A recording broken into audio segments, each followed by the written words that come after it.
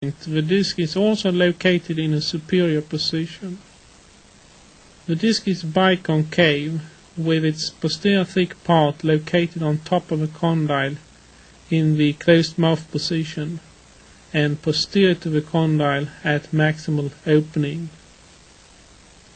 There is, however, a small perforation in the central part of the disc.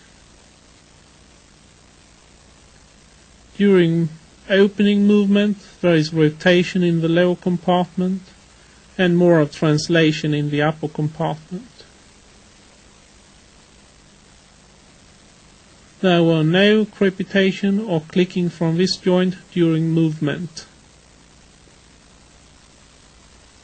The location of a perforation to the central thin part of the disc is relatively unusual.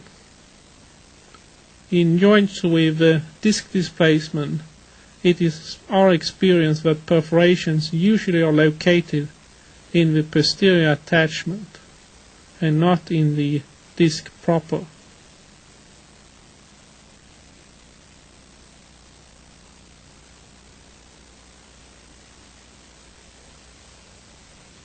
When the condyle is distracted downwards from the temporal component, the perforation can be clearly seen.